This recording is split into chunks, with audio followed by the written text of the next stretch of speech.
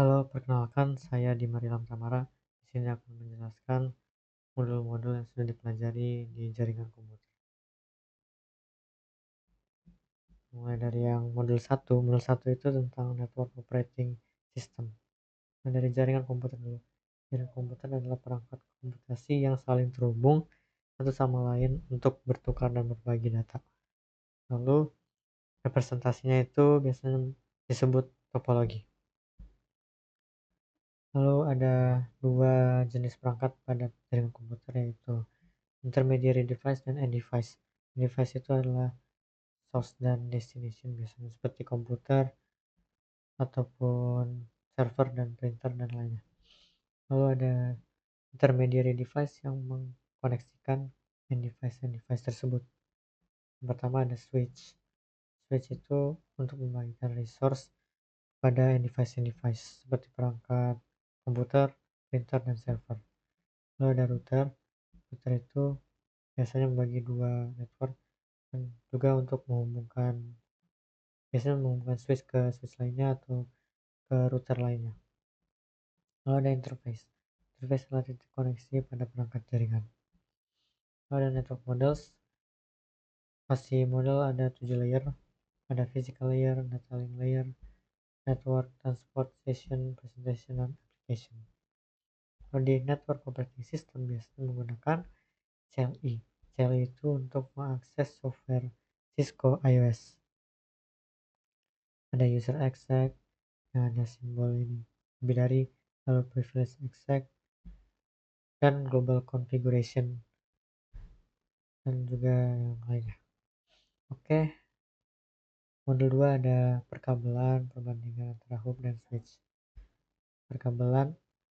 Kabel itu merupakan media transmisi yang menghubungkan perangkat. Ada jenis-jenis kabel koaksial, UTP, dan STP. Ini merupakan kabel yang mengirim pulsa listrik untuk membagikan informasinya. Lalu ada kabel fiber optik, itu mengirim data dengan pulsa cahaya. Lalu ada tipe-tipe kabel jaringan. Ada straight through, itu yang tipenya sama-sama A atau sama-sama B. Lalu ada crossover, itu yang A dan B. Dan juga rollover. Lalu ada network interface port, itu fast ethernet, gigabit, dan serial. Lalu ada hub ini seperti switch, tapi dia memiliki kekurangan, yaitu skalabilitas yang terbatas, meningkatkan latency, dan jumlah collisionnya meningkat, dan network failure. Oke, terus ada mode transmisi, yaitu simplex, dari node A ke node B doang, satu arah. Lalu half duplex itu dua arah, tetapi dilakukannya tahap dari A ke B dulu, lalu B ke A. Lanjut ke full duplex, itu dua arah tetapi bisa bersamaan. Lalu ada TCP UDP. Ini adalah protokol di layer 4. Layer 4 itu transport layer yang bertanggung jawab dalam transfer data secara end to end. Oke, dari TCP dulu. TCP itu merupakan protokol dalam transport layer yang membangun koneksi antara dua perangkat terlebih dahulu. Atau ini biasanya disebut juga dengan connection oriented. Jadi sebelum membangun koneksi antara dua perangkat, terdapat three-way handshake terlebih dahulu, yaitu host A mengirim SYN ke host B mengirim SYN ACK, lalu host A mengirim ACK. Setelah itu mereka berdua bisa saling bertukar data. Contohnya itu ada HTTP dan SSH dan yang lainnya. Kalau ada UDP, di sini UDP protokol yang connectionless dan unreliable. Artinya connectionless berarti jika ada dua perangkat yang ingin berkomunikasi, bisa langsung saling berkomunikasi tanpa adanya three-way handshake. Dengan ini, UDP memiliki speed yang lebih cepat dibanding TCP. UDP juga memiliki ukuran paket yang lebih kecil. Aplikasinya itu DNS, DHCP, NTP, dan yang lainnya. Oke, lanjut ke modul 4, itu tentang DNS, email, dan web server. DNS dulu. DNS itu adalah server yang menerima menerima domain dan akan mengirimkan IP address-nya. Jadi intinya untuk menerjemahkan domain server menjadi IP address agar bisa dikunjungi oleh suatu perangkat. Lalu ada email server.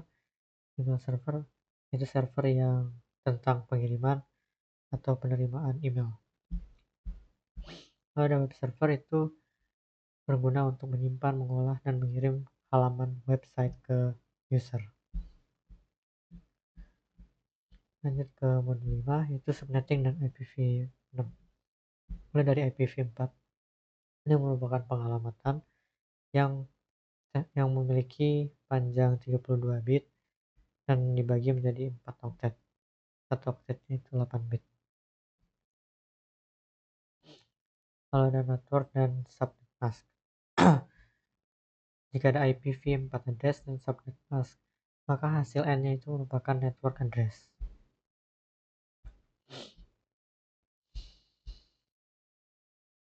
Lalu di subnetting biasanya ada network address, broadcast address, first usable address, dan last usable address.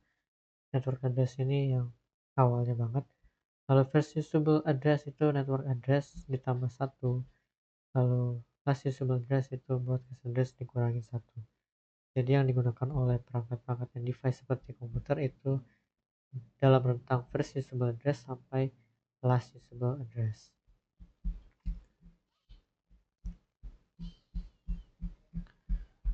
Lalu lanjut ada IPv6.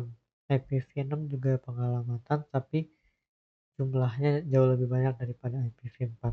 Yaitu kalau IPv6 ini ukurannya 128 bit. Ditulis menggunakan 32 angka heksadesimal dengan satu heksadesimalnya berukuran 4 bit. Lanjut ke VLAN. VLAN adalah kelompok dalam satu LAN yang sama, yang dimana hanya perangkat-perangkat dalam kelompok tersebut yang bisa saling berkomunikasi. Misal ada VLAN 1 dan VLAN 2, maka perangkat VLAN 1 tidak bisa berhubungan dengan VLAN 2 kecuali dibuat interVLAN.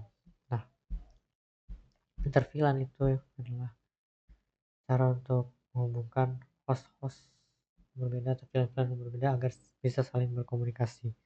Biasanya pakai router on a stick.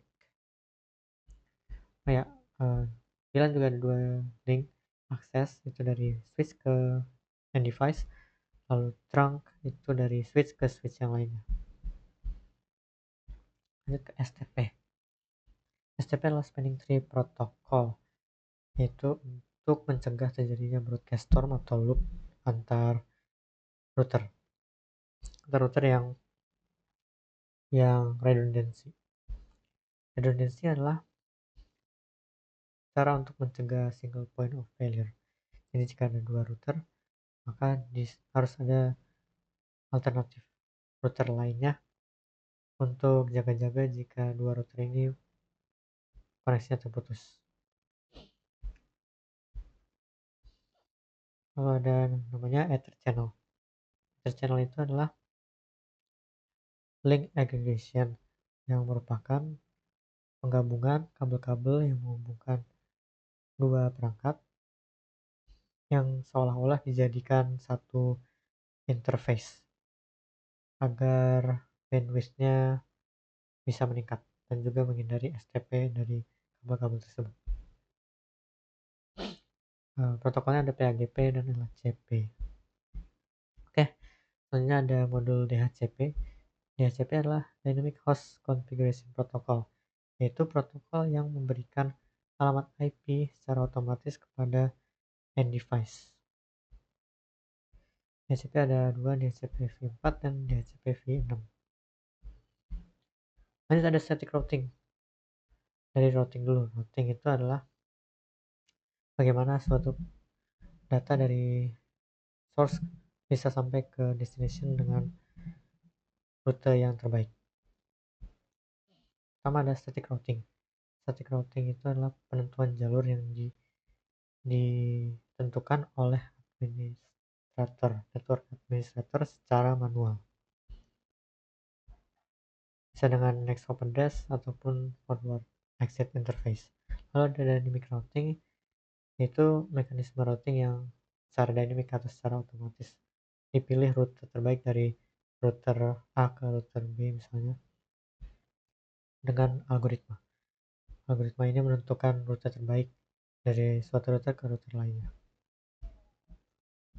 Ada RIP, ini adalah protokol yang memberikan routing table.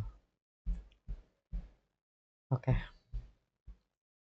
Yang terakhir adalah modul X, itu tentang software putih, yaitu untuk mengkonfigurasikan switch atau router dengan mengkoneksikannya dengan kabel ke konsol. Oke, itu saja dari saya. Sekian, terima kasih.